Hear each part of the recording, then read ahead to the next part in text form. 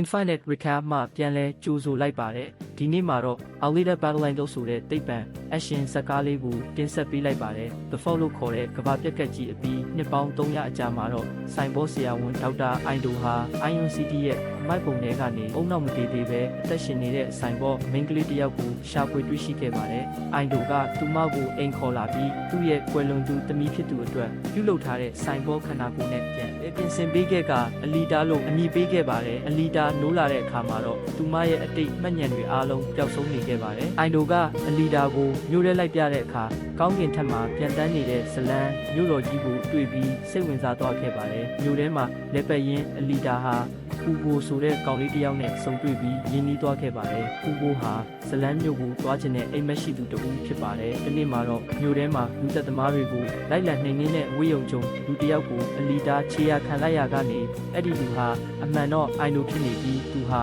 အမဲလိုက်စစ်တီတော်တစ်ယောက်အဖြစ်လောက်ကင်နေမှန်းသိရှိသွားပါတယ်အဲ့ဒီညမှာပဲသူတို့နှစ်ဦးကို Bruce ကိုဦးဆောင်တဲ့ရန်သူဆိုင်ဘော့တွေကဝိုင်းတိုက်ခိုက်ခဲ့ပါတယ်အဲ့ဒီတိုက်ပွဲအတွင်းအလီတာဟာဗီဇစိတ်ရရှေးဟောင်းအင်္ဂါဂျိုတိုင်းပညာခန်းစကတ်တွေကိုအလိုလျောက်အသုံးပြုပြီးရန်သူတွေကိုအောင်မြင်စွာတိုက်ခိုက်နိုင်ခဲ့ကသူမကိုသူမစစ်တီတော်တဦးဖြစ်မှန်းရင်းနှီးသွားပါတယ်ဒီဖြစ်ရကြောင်းအလီတာဟာသူမရဲ့အတိတ်ကိုသိကျင်တာမို့ဟာဒဝါရဲ့အဖြစ်မှတ်ပုံတင်ခဲ့ပါတယ်နောက်ပိုင်းမှာဟူကိုတို့အဖွဲ့ကအလီတာကိုမြို့ပြင်ကပျက်စီးနေတဲ့ URN စစ်တင်မောပြက်ကြီးစီခေါ်သွားခဲ့ပြီးအဲ့ဒီထဲကနေအစင်းမြင့်ဘာသာကားစစ်တီတော်ခန္ဓာကိုယ်တစ်ခုကိုရှာဖွေတွေ့ရှိခဲ့ပါတယ်အိုင်ဒိုကတော့အလီတာကိုအန္တရာယ်ရှိတဲ့စစ်လက်နက်အဖြစ်သုံးမခံစေချင်တာမို့အဲ့ဒီခန္ဓာကိုယ်နဲ့လဲလှယ်ပေးဖို့ညှင်းဆန်ခဲ့ပါတယ်တစ်ဖက်မှာလည်းဇလန်းမျိုးကအစွမ်းထက်သိပ္ပံပညာရှင်နိုဗာဟာဘက်တာရဲ့ခန္ဓာကိုယ်ကိုကျိုးဆွဲစေခိုင်းပြီးအလီတာရဲ့နှလုံးသားကိုရယူဖို့ဘလူးဝစ်ကာကိုအစင်းမြင့်တင်ကအလီတာကိုတပ်ဖို့စေခိုင်းခဲ့ပါတယ်ဘာတစ်ခုအတွင်းမှာ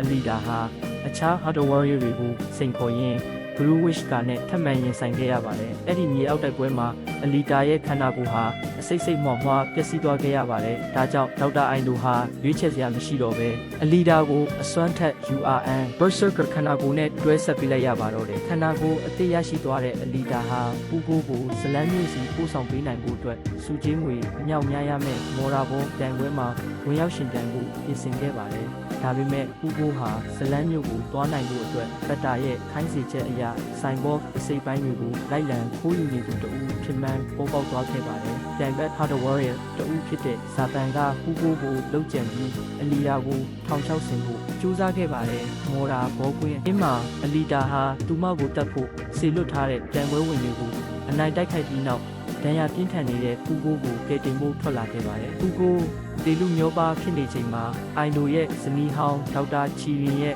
ကူညီမှုနဲ့ဟူကိုကိုဆိုင်ဘော့ခန္ဓာကိုယ်အသစ်တစ်ခုတက်ဆင်ပေးခဲ့ပါတယ်။ဘက်တာဟာဇလန်းမျိုးကိုဝေပေးပြီးသွားလို့မရမှန်းလူတွေကိုလှည့်စားနေမှန်းတီးသွားတဲ့အလီတာဟာဘက်တာရဲ့ရုံးခန်းစီတွားရောက်ကကလဲစားချေခဲ့ပါတယ်။အဲ့ဒီမှာဂရူးဝစ်ကာကိုအပြက်ရှင်းလိုက်ပြီးဘက်တာကိုကျိုးဆွဲနေတဲ့လိုဘာကိုစိန်ခေါ်က